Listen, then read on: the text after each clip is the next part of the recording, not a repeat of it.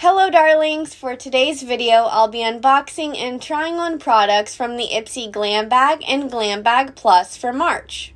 This month's theme is Stronger Together for Women's History Month. I really love this month's bag. It's so nice and very high quality as well. Let's see what's inside. We have the Ouai Leave-In Conditioner, Cela Seed to Skin Scrub, Cocokind Resurfacing Sleep Mask, Kat Von D Translucent Setting Powder, and the St. Luxe Rose Quartz Highlighter. Now, let's see what's inside the Glam Bag Plus. We have the Florence by Mills Glow Yeah Lip Oil, Belle and Argent Plum Premonition Eyeshadow Palette, Motd In a Blush Blending Eye Brush Set, Purlisse Silk Glow BB Base Primer, and the Item Beauty One Hit Dewy Finish Face Mist. Along with the Glam Bag and Glam Bag Plus this month, Ipsy also sent over their new Breezy Deodorant and Pearly Body Wash by Refreshments. Now that we've unboxed everything, I want to test out some of the products we received. I was going to test out this Cela Seed to Skin Scrub, but I noticed it has essential oils and fragrance, so I'm just going to skip on that product, and instead I'm going to start off by testing out the Florence by Mills Glow Yeah Lip Oil. This has some really cool ingredients like African mango butter and paracress flower, and I really love the packaging as well. Right off the bat, I'm noticing that this lip oil is extremely shiny and not sticky at all.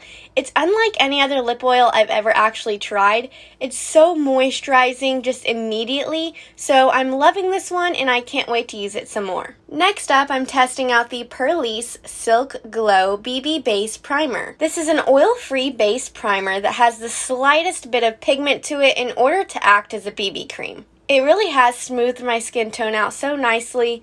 I think I'll just add a little bit of foundation on top to give myself some more coverage. Now that we have foundation and concealer on, let's set underneath the eyes with the KVD Lock-It Translucent Powder. This is supposed to be good for all skin types and claims to be blurring to softly diffuse pores. Let's see how it goes. I'm applying it with a damp beauty sponge. So far it looks pretty good in blurring. I'll just have to see how it wears throughout the day. Alright, now I'm going to test out the St. Luxe Highlighter in Rose Quartz. Let's swatch it. It does feel a little thick and chalky. This might also be too dark for me, but I'm still going to apply it to the highest points of my face as per usual. However, I am already noticing that it is accentuating my skin texture quite a bit. So, first impressions of this highlighter, it does give a nice glow and shine to the skin. However, it's just too thick and it accentuates my skin texture too much for my liking. However, I'm hoping once I spritz my face with the setting spray, it will help to set everything in place and smooth everything down for a much nicer finish. So now I'm going to do just that and set my face with the Item Beauty One Hit Setting Spray. Alright, so my first impressions of this mist is that the sprayer is really nice. It covers a really broad range, like very outwardly, so it covers the face really well. And it's such a fine mist too. There's no bad scent to it or anything like that, and it gives a really nice glow to the skin. It definitely did help to set down that highlighter so that it's less chalky, so I'm looking forward to trying it out some more. Now let's test out the Belle on Argent Plum Premonition Eyeshadow Palette. It's so luxurious looking and shiny, so I'm excited to try it out. It features 8 shades with an assortment of matte and metallic finishes as well as one glitter. Let's swatch them. Oh my god, wow, these are breathtaking.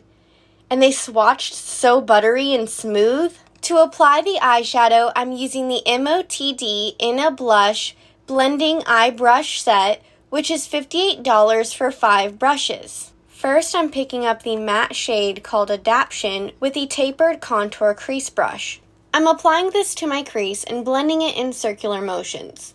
It's going on really nice and smooth and blending out easily, but it's not very pigmented. Now I'm applying that same shade to my lower lash line using the Come Through contour brush. After that, I'm dipping the Miss Shady Lady brush into the metallic shade called Edit, and I'm applying this to my lid. It's so pretty well. I'm surprised at how well it goes on with the brush. Here's the finished look using products from both the Ipsy Glam Bag and Glam Bag Plus for March.